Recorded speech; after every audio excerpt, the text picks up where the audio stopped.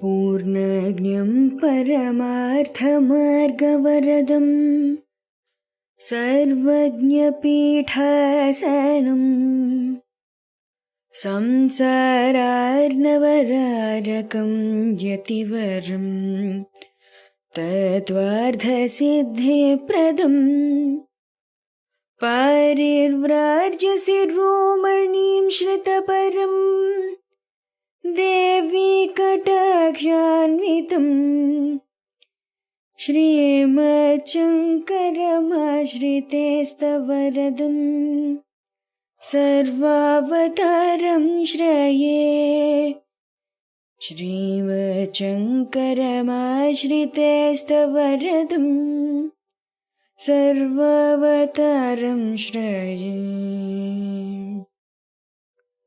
श्रुतिस्मृतिपुराणानाम् आलयं करुणालयं श्रुतिस्मृतिपुराणानाम् आलयं करुणालयं नमामि भगवत्पादशङ्करं नमामि भगवत्पादशङ्करं लोकशङ्करं लोकशङ्करम्। శ్రీ గురుభ్యో నమః. శ్రీ శ్రవణ ఛానల్కి శ్రోతలందరికీ కూడాను మరొకసారి స్వాగతం. ఈరోజు మనం 61, 62 శ్లోకాల్ని చెప్పుకోబోతున్నాం అన్నమాట. ముందుగా 61వ శ్లోకాన్ని వినేద్దాం. అవిజ్ఞాతే పరే తత్వే శాస్త్రాధీతిస్తు నిష్ఫల విజ్ఞాతేపి పరే తత్వే శాస్త్రాధీతిస్తు నిష్ఫల. దీని ప్రతిపదార్థాన్ని చూద్దాం. పరే తత్వే పరతత్వము, అవిజ్ఞాతే తెలియబడినది అవుతుండగా, శాస్త్రాధీతి అంటే శాస్త్రాధ్యయనము, నిష్ఫల వ్యర్థము. పరే తత్వే పరతత్వము, విజ్ఞాతేపి తెలిసినను, శాస్త్రాధీతి శాస్త్రాధ్యయనము, నిష్ఫల వ్యర్థము అన్నారు. అంటే రెండు రకాలుగా కూడాను వ్యర్థం అంటున్నారు. ఇదేమిటో చూద్దాం. తాత్పర్యాన్ని ఇప్పుడు తెలుసుకుందాం మనం. పరతత్వాన్ని తెలుసుకోలేనప్పుడు శాస్త్రాల్ని అధ్యయనం చేయడం వ్యర్థమే, దానివల్ల ఫలమేమీ ఉండదు. అలాగే పరతత్వాన్ని తెలుసుకున్నప్పుడు సైతం శాస్త్రాధ్యయనం నిష్ఫలం, అంటే ఇక శాస్త్రాలు చదవాల్సిన అవసరం ఉండదు అని భావం అంటున్నారు. ఈ శ్లోకం మనకి గొప్ప వేదాంత సత్యాన్ని చెప్తోంది. బ్రహ్మతత్వం తెలియజేయడం, ఒకవేళ శాస్త్రాలు చదివి కూడా సత్యం తెలియకపోతే చదవడం వ్యర్థం.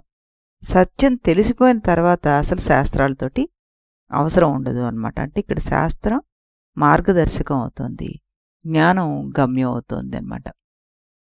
శంకరాచార్యుల వారు ఇక్కడ ఒక గొప్ప ఉపమాన భావాన్ని సూచిస్తున్నారు మనకి. నదిని దాటడానికి పడవ అవసరం, కానీ నది దాటిన తర్వాత పడవను తలపై మోసుకుని తిరగడం ఏ విధంగా ఉంటుందో అదేవిధంగా శాస్త్రాలు మార్గం చూపుతాయి, జ్ఞానాన్ని కలిగిస్తాయి. కానీ సత్యాన్ని అనుభవించిన తర్వాత అవి సాధనగా ఇంక ఉండవు అన్నది మనకి చెప్తున్నా అన్నమాట. అలాగే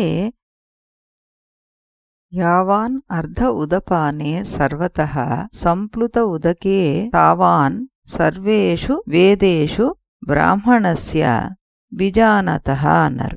యావానార్ధ ఉదపానే సర్వతః సంప్లుతోదకే తావాన్ సర్వేషు వేదేషు బ్రాహ్మణస్య విజానతః.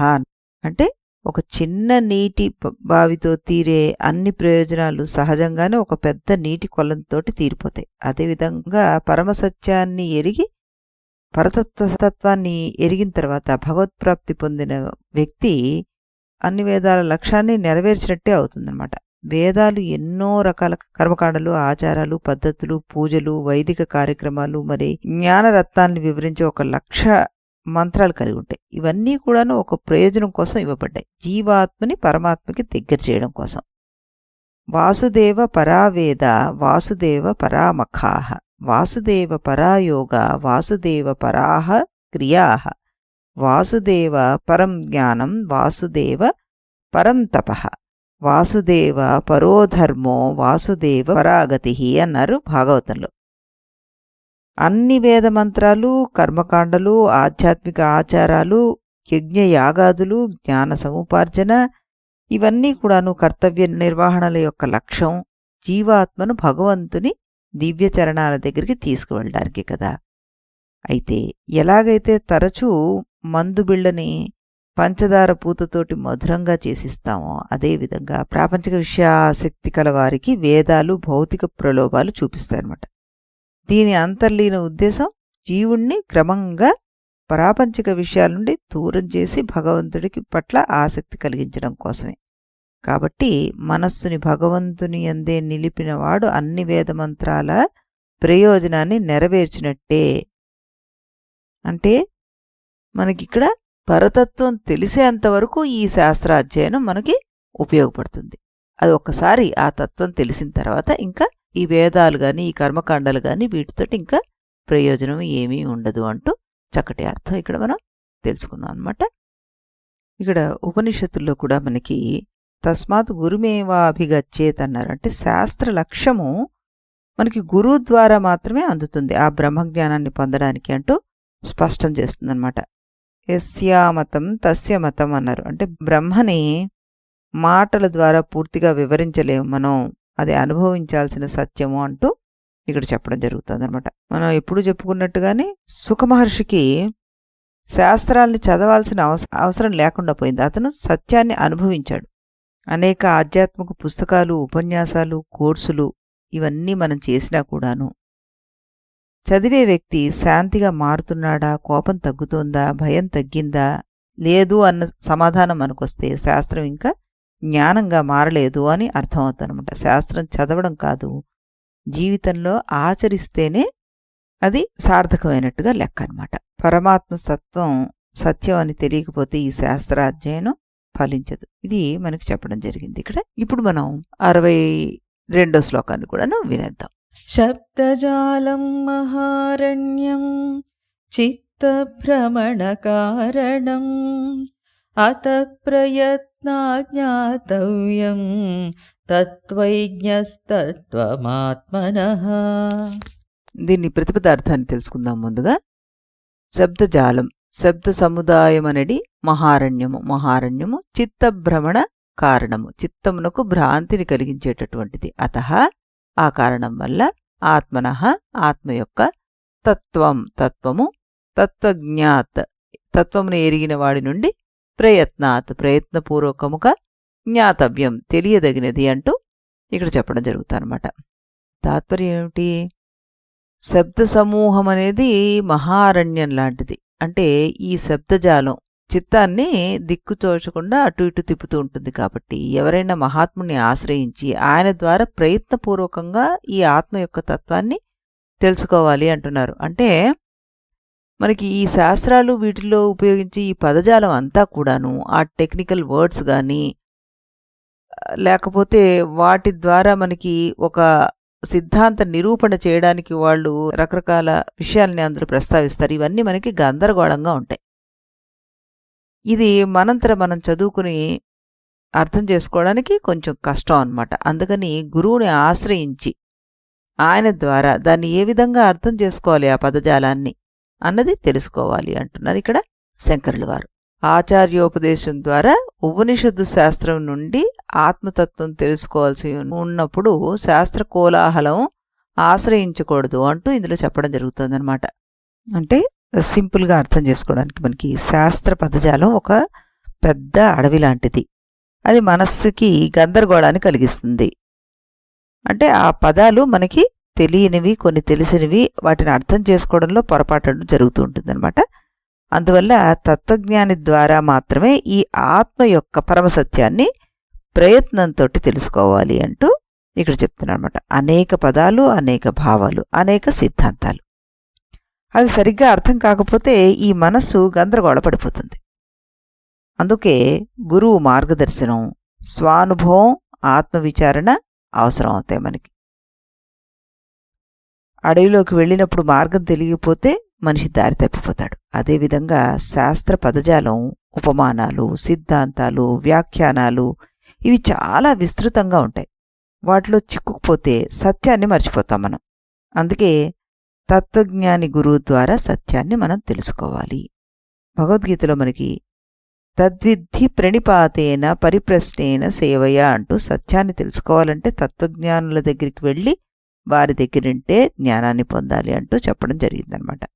సర్వధర్మాన్ పరిత్యజ్య మమేక శరణం వ్రజ. సత్యం చివరికి ఒకే దైవస్వరూపంలో నిలుస్తుంది అంటూ కృష్ణ పరమాత్మ భగవద్గీతలో చెప్పడం జరిగింది.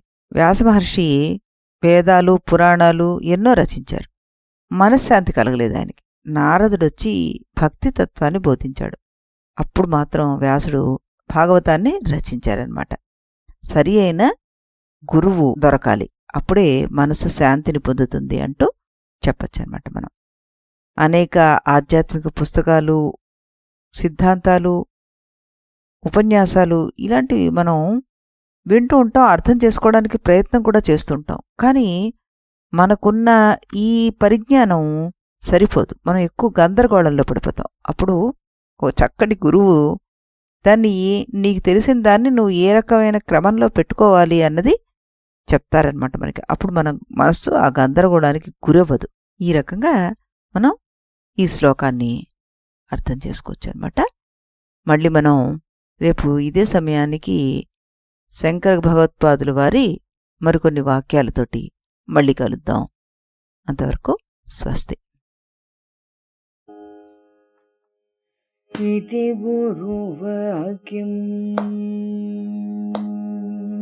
इति गुरुवाक्यं विधि वेदान्तं विदितारकमिति ब्रह्ममु.